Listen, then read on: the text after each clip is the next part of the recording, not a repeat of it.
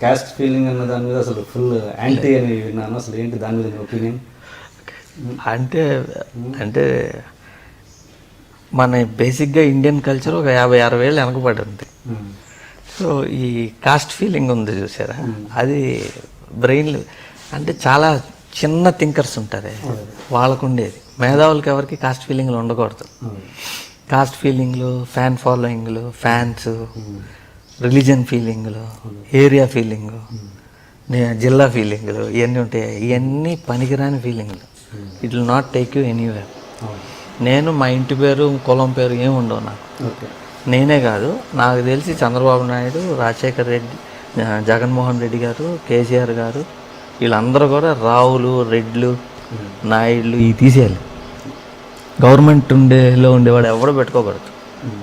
మళ్ళీ ఎందుకండి అసలు ఇండియాని ఇంకా వెనక్కలాగటానికి? అసలు వరల్డ్లో ఎప్పుడైనా బిల్ గేట్స్ ఏ కష్టం చూసారా? ఆడికి మైక్రోసాఫ్ట్ వాడేస్తున్నాం, మనం యాపిల్ ఫోన్స్ వాడేస్తాం. శాంసంగ్ కూడా మన హిందూ కాదు అసలు. ఎందుకు వాడుతున్నారు? అంత ఫీలింగ్ ఉంటే అన్నీ కావాలి. నేను ఇవాళ పొద్దున్నే నేను అన్నం తిన్నా, అన్నం నా చేతికి రావాలంటే అన్ని కులాలు, అన్ని మతాలు పనిచేస్తాను, నాకు వస్తుంది మొత్తం. అంత కాస్ట్ ఫీలింగ్ ఉంటే మెయింటైన్ చేయాలి. నీ కాస్టోడు పండించిన పంటే తిను, నీ కాస్టోడి దగ్గరే పని చేయి, అట్టా ఉండాలి. నీ వల్ల కాదు అది. కానప్పుడు ఇంకెందుకు? ఓన్లీ పెళ్ళిళ్ళ దగ్గర మాత్రం చూపించుకోవాలనుకుంటే మరీ ఫీల్ అయితే, ఉద్యోగాల్లో అన్నిట్లో చూపించుకుంటుంటే ఎట్టా? అసలు బ్యాక్వర్డ్ థింకింగ్ అని. ఇప్పుడు ఈ కాస్ట్ ఫీలింగ్స్ అన్నీ ఎక్కడి నుంచి వస్తాయి? మా కాస్ట్ గొప్ప కాస్ట్ అని ఎట్టా వస్తుంది అంటే, ఇప్పుడు రామ్ గోపాలవరం గారు ఉన్నారు, ఆయన మేధావి, ఇంటెలిజెంట్, నేను ఒప్పుకున్నాను. రామ్ గోపాలవర్మ మేధావి కాబట్టి వర్మ అని పేరున్నాడల్లా గొప్పవాడంటే అది నేను ఒప్పుకున్నాను. ఇప్పుడు రామారావు గారు ఉన్నాడు, ఆయన ఒక పర్టికులర్ కాస్ట్లో గొప్పవాడు, ఆయన సీఎం అయ్యాడు, గ్రేట్.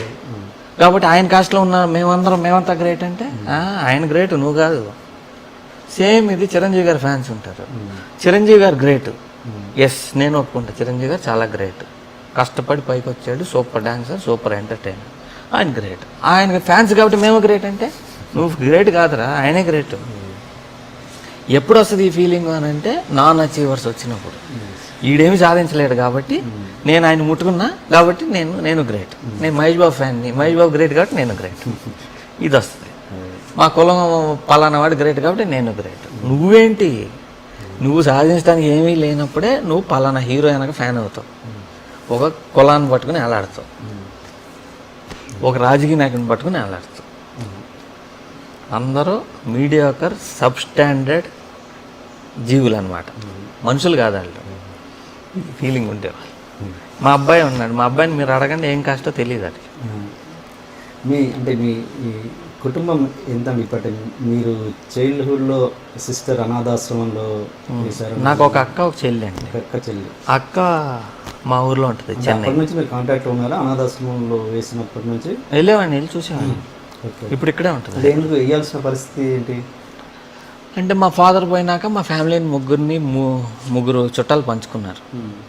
మా అక్క మా అత్తయ్య గారి ఇంట్లో ఉండేది, నేను మా ఒక బాబాయ్ గారి ఇంట్లో, మా చెల్లి ఇంకో బాబాయ్ గారి ఇంట్లో. ఆయన దగ్గర డబ్బులు లేక మెయింటైన్ చేయలేకపోతే తీసుకెళ్ళి స్త్రీ సేవా మందిర్ అని ఒకటి ఉంది, అక్కడ జాయిన్ చేశారు. అక్కడికి వెళ్ళి కలిసేవాడిని. మీరు లైఫ్లో ఎప్పుడన్నా విపరీతంగా ఏడ్చిన సందర్భం ఉందా? అప్పుడు నేను రోడ్ల మీద ఉండేటప్పుడు. ఎప్పుడు? చెన్నైలో ఉన్నప్పుడు గాంధీ అనే సినిమా రిలీజ్ అయింది. అది చూశాను, సెకండ్ షో అయిపోయింది. అలా నడుచుకుంటూ వచ్చా మౌంట్ రోడ్ నుంచి. వచ్చి జమినీ ఫ్లైఓవర్ అని ఒకటి ఉంటుంది, అక్కడ ఒక గుర్రం బొమ్మ ఉంటుంది, దాని కింద పడుకుంది. తెల్లారుజా అవుతా ఉంది, ఇంకా చలి, ఓపెన్ ఎయిర్. ఇంకా అక్కడ పడుకోలేక చలికి ఆ న్యూస్ పేపర్ తీసుకుని అలా నడుచుకుంటూ పాండీ బజార్ దాకా వచ్చి అక్కడ పడుకోవాలనుకుంటే అక్కడ ఒక సైకిల్ రిక్షా ఆగుంది. రిక్షావాడు అక్కడ మెట్ల మీద పడుకుని ఉన్నాడు, చాలామంది పడుకుని ఉన్నారు. నేను రిక్షావాడిని అడిగా, అన్న నీ రిక్షాలో పడుకుంటాను. రిక్షాకి షేడ్ ఉంటుంది కదా, పడుకో అన్నాడు. ఆ షేడ్ లాగి దాంట్లో పడుకున్నాను. ఇటు తిరిగా నాకు నిద్ర రాట్లా. ఎందుకు అని అంటే, ఆడు కింద ఉండే సీటు ఆడు తీసుకెళ్ళి దిండి కింద వేసుకున్నాడు. ఇంకా పడుకోలేక వెళ్ళి అక్కడ ఇంకో మెట్టు మీద నేను పడుకున్నాను. పడుకొని చెయ్యి ఇట్ట పెట్టుకుని పడుకొని న్యూస్ పేపర్ కప్పుకొని మంచి నిద్రలో ఒక ఎన్టీఆర్ పాట, ఎన్టీఆర్ జయప్రద పాట జరుగుతూ ఉంది. అట్లా పడుకుని ఉంటే వెనకెవరో గట్టిగా పట్టుకున్నట్టు అనిపించింది. పాటలో పట్టుకున్నారులే అనుకున్నాను. పట్టుకున్నట్టు అనిపించి వెనక్కి తిరిగి చూస్తే ఎవడో నా మీద వెనక పడుకుని గట్టిగా పట్టుకుంటున్నాడు. అప్పుడే పడుకుంటున్నాడు. అప్పుడు తోసాను, పొదలు ఆగు ఆగు అంటున్నాడు. ఒక్క తోపు తోసాను, మెట్ల మీద దొల్లాడు, లేచి పరిగెత్తాడు, ఎమ్మడి పడ్డాడు. ఇంకెంత దూరం పరిగెత్తాను నాకే తెలియదు. చాలా స్పీడ్గా చాలా దూరం పరిగెత్తి ఒక చోట ఆగి ఇంకా గట్టిగా ఏడ్చేసి, ఏంటిది, ఏం జరుగుతుంది, ఎందుకు ఇట్ట అయింది, నాకు ఏం అర్థం కాలేదు అసలు. ఎంత అప్పుడు మీ వయసు ఎంత ఉండొచ్చు? ఉంటుంది ఒక 13-14. ఇన్సిడెంట్ బాగా గుర్తుంది అంటే ఎందుకు ఇదే కదండి అన్ని గుర్తు. ఎందుకు అంత ఏడ్చారు అనడానికి ఏదో కనెక్షన్ ఉంటుంది కదా అంతే. అంటే ఎందుకు అట్లా జరిగిందో ఏమీ తెలియలే, నాకెవరూ లేరు. అప్పటికే సిస్టర్ వీళ్ళందరినీ వేరే వేరే ఇళ్లలో ఉండేవారు. నాకెవరు లేరు, ఒక్కడినే. ఏంటిది, వాడు నన్ను పట్టుకుని ఉంటే ఏమయ్యేది, ఏంది అసలు ఏం జరుగుతుంది నాకు అర్థం కాక ఒకటే ఏడుపు వచ్చేసింది. సెకండ్ టైం ఏడ్చింది మా బాబు పోయినాం. మీరు అంటే ఇంత కటువుగా ఉంటారు కదా ఇండస్ట్రీ పరంగా, అంటే బయట జనాలకు ఎవరికి తెలియదు మీలో ఇంత ఏమంటారు ఇంత ఎమోషనల్ పర్సన్ అన్నాడని చాలామందికి తెలియదు. అంటే మీరు ఎంత ఎమోషనల్, మిమ్మల్ని మీరు ఓకే సినిమా పక్కన పెట్టేద్దాం, కొంచెం ఎమోషనల్ మీలో ఉన్న ఎమోషనల్ పర్సన్ని ఒకసారి మాకు చెప్పండి. అంటే ఎంత సెన్సిటివ్ మీరు, ఇదే కాదు నాలో ఇది కూడా ఉందని చెప్పడానికి మీరు. సెన్సిటివ్ అంటే నేను డబ్బులు లెక్క చేయను. ఏమన్నా ప్రాబ్లంలో ఉన్నారు అని అంటే చేస్తా, సిన్సియర్ అనిపిస్తే చేస్తా. ఓకే. అంటే ఎలా చెప్పను అసలు, నా గురించి నేను గ్రేట్ అని చెప్పుకోవాలి. గ్రేట్ అని చెప్పక్కర్లేదు, మీలో ఉన్న సెన్సిటివ్ పర్సన్ చెప్పండి. అందరు చాలామంది తేజ అంటే కఠినం అంతే, ఇది తప్పించి ఎవరికి లోతుల్లోకి ఎవరికి తెలియదు. అంటే కఠినంగా ఉంటేనే కరెక్ట్ అండి, లేదంటే నేను జీవితంలో తిన్న ఎదురు దెబ్బల వల్ల మీరు అలా అట్లా కాదు. ఇప్పుడు యాజ్ ఇట్ ఈస్గా హార్డ్ అయిపోయింది నేను డైరెక్టర్ అయినాక. ఓకే. అయిపోయినాక డైరెక్టర్ అయినాక జయం వాటి తర్వాత బాగా హార్డ్ అయిపోయాను, హార్డ్గా ఇస్తున్నా బయటికి. ఓకే. ఎందుకు అని అంటే చాలామంది యాక్టర్లు అయిపోదాం అనుకుంటారు, వచ్చి మామూలుగా ఉండదు, డే నైట్ టార్చర్ నాకు. సో ఈడు కొడతాడు, బాగా పబ్లిసిటీ చేయించా, కొడతాడు, తిడతాడు, వీడు చాలా హెడ్ వెయిట్, ఓకే, మంచోడు కాదు, వాంటెడ్లీ చేయించాడు. నాకు అది వద్దు అసలు. ఇప్పటిదాకా కలిసిన వాళ్ళు చాలు, నాకు కొత్త వాళ్ళని కలవాలని లేదు నాకు లైఫ్లో. కలిసిన వాళ్ళు చాలు.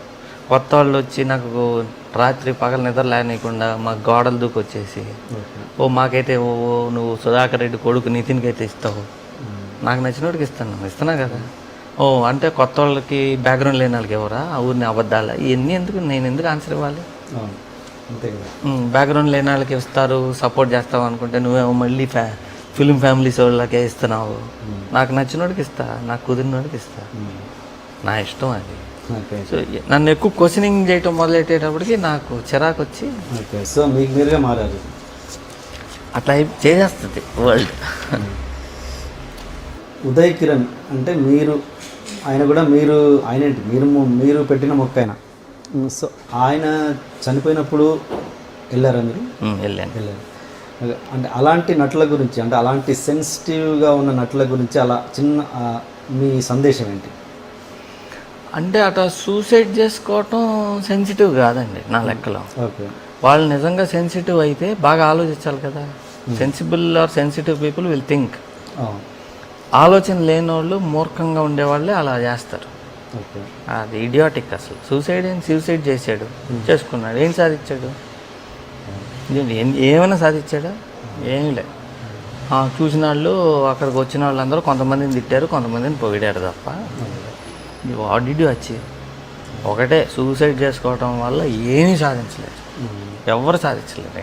అంటే ఇలా ఎందుకు జరుగుతాయి అంటే ఒక పీక్ చూశాక డౌన్ఫాల్ అవ్వడమే, ఇంకా ఎంతకుమించి వేరే రీజన్ ఏమి ఉండదు. దానివల్ల కాదండి, అంతను డౌన్ఫాల్ అలవాటైపోయి ఉండాలి కదా, అది కాదు, ఇంకేదో జరిగింది. చాలామంది చిరంజీవి గారి వల్ల అయింది అది ఇది బ్లేమింగ్ చేశారు, కానీ I don't think that is the reason. అది అది ఎప్పుడో జరిగింది, ఇప్పుడు దానికి ఇలా కనెక్ట్ చేస్తారు. వీళ్ళు కనెక్ట్ చేసుకున్నారు పబ్లిక్. కానీ అలా నేను ఉదయ్ నాకు తెలిసినోడుగా నాకు తెలిసింది ఏంటంటే ఐ డోంట్ థింక్ ఆయన్ని బ్లేమ్ చేయడం కరెక్ట్ కాదు. కరెక్ట్. నాకు ఈ డౌట్ ఎప్పటి నుంచో తెలుసుకోవాలని మీ నుంచి. చిత్రం సినిమా అప్పుడు మీరు వాళ్ళిద్దరి మధ్యలో ఇంటిమసీ పెరగడానికి ఉదయ్ కిరణ్ని రీమా సేన్ని మరీ దగ్గరుండి రూమ్లోకి పంపించేసి తలుపు పెట్టారు. వాళ్ళు పెట్టేవారు వాళ్ళ మధ్య ఇంటిమసీ పెరగడానికి అనేది అప్పట్లో ఒక రూమర్. అది నిజమేనా? లేదు కరెక్ట్ చెప్పండి. లేదు నేను అబద్ధమని చెప్తా, అవునంటే అవునంటా కదా. ఇప్పుడు ఉదయకరణ్ కూడా లేడు కాదంట, చేయలే అట్లాంటిది. నేను అంత చీప్ కాదు, నేనేం చేసినా రాయల్గా చేస్తా. Okay okay. ఇది ఇంకొకటి, చిత్రం సినిమా తర్వాత మీకు ఉషా కిరణ్ మూవీస్లో మీ రమణ గారు, మీ ఫ్రెండ్ రమణ గారిని ఈ సినిమా ఇప్పించారు మీరు, శుభవేళ అనే సినిమా. దానికి ఆ సినిమా చేసిన తర్వాత మీరు కెమెరామెన్గా చేశారు, దానికి కెమెరామెన్ చేశారు. ఆ సినిమా అయిపోయిన తర్వాత దాంట్లో ఏదో ఎక్స్పోజింగ్ సాంగ్ ఉందని చెప్పేసి రామోజీరావు గారు వద్దన్నారు. వద్దని కట్ చేయించిన తర్వాత మీరు వెళ్ళి మళ్ళీ ఆ సాంగ్ని యాడ్ చేయమని చెప్పేసి మీరు యాడ్ చేయించారని, అప్పుడు ఆయన అది దృష్టిలో పెట్టుకొని మిమ్మల్ని కోపగించారని ఇది జరిగిందని అప్పట్లో న్యూస్ కూడా వచ్చినట్టు, 5 పేపర్లో కూడా వచ్చినట్టు గుర్తున్నాను.